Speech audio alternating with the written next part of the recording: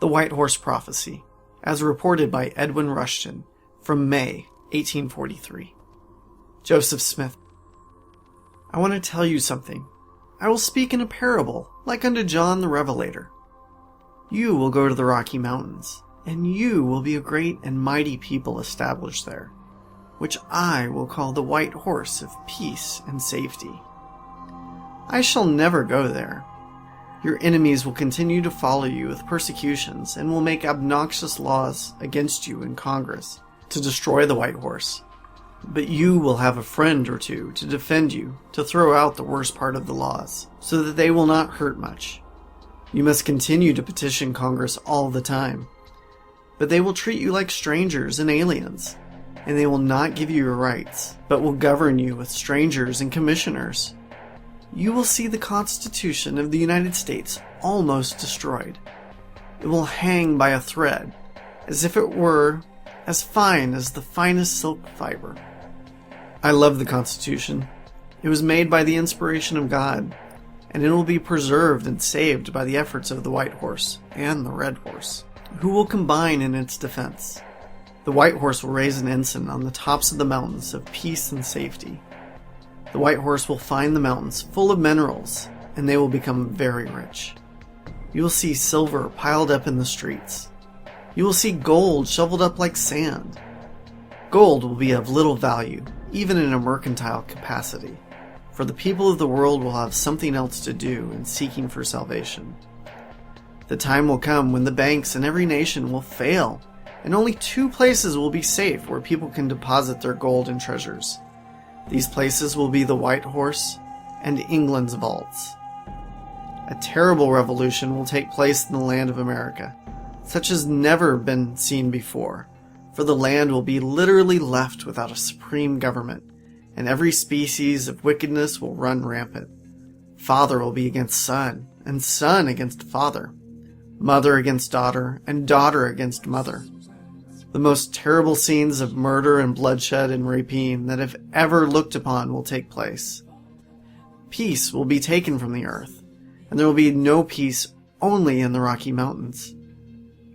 This will cause many hundreds and thousands of the honest in heart to gather there, not because they would be saints, but for safety, and because they would not take up the sword against their neighbor.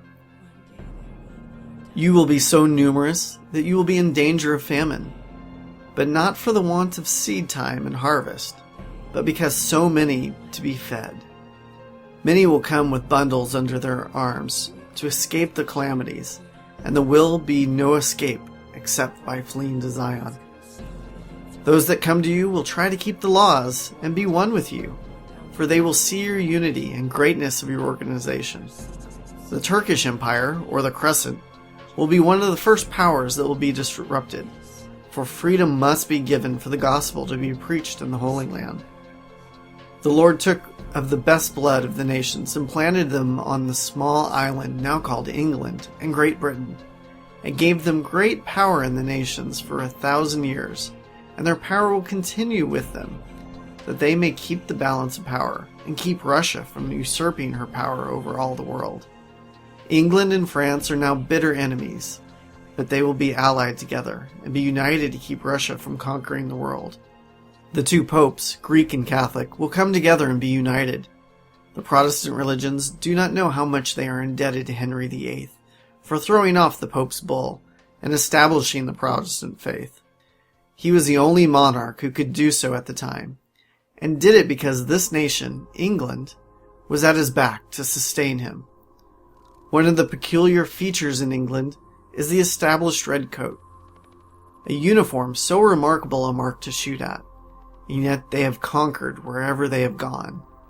The reason for this will be known by them someday. The lion and the unicorn of Israel is their ensign. The wisdom and statesmanship of England comes from having so much of the blood of Israel in the nation. While the terrible revolution of which I have spoken has been going on, England will be neutral, until it becomes so inhuman that she will interfere to stop the shedding of blood. England and France will unite to subdue the nations. They will find the nations so broken up, and so many claiming government till there will be no responsible government. Then it will appear to the nations or powers as though England has taken possession of the country. The black horse will flee to the invaders and will join with him, for they will have fear of the coming slaves again. Knowing England did not believe in slavery, fleeing to them they believe would make them safe. Armed with British bayonets, the doings of the black horse will be terrible. During this time, the great white horse will have gathered strength, sending out elders to gather the honest in heart among the pale horse, or people of the United States, to stand by the Constitution of the United States, as it was given by inspiration of God. In these days God will set up a kingdom, never to be thrown down, for other kingdoms to come unto. And these kingdoms that will not let the gospel be preached will be humbled until they will. England, Germany, Norway, Denmark, Sweden, Switzerland, Holland, and Belgium have a considerable amount of blood of Israel among their people, which must be gathered. These nations will submit to the kingdom of God. England will be the last of these kingdoms to surrender, but when she does, she will do so as whole in comparison as she threw off the Catholic power. The nobility know that the gospel is true, but it is not enough pomp and grandeur and influence for them to embrace it. They are proud and will not acknowledge the kingdom of God or come unto it until they see the power which it will have. Peace and safety in the Rocky Mountains will be protected by a cordon band of the white horse and the red horse. The coming of the Messiah among this people will be so natural that only those who see him will know that he has come. But he will come and give his laws unto Zion, and minister unto his people. This will not be his coming in the clouds of heaven, to make vengeance on the wicked of the world. The temple in Jackson County will be built in this generation. The saints will think there will not be a time to build it, but with all the help you receive, you can put up a great temple quickly. They will have all the gold, silver, and precious stones, for these things only will be used for the beautifying of the temple. All the skilled mechanics you want, and the 10 tribes of Israel will help you build it. When you see this land bound with iron, you may look toward Jackson County. There is a land beyond the Rocky Mountains that will be invaded by the heathen Chinese unless great care and protection are given.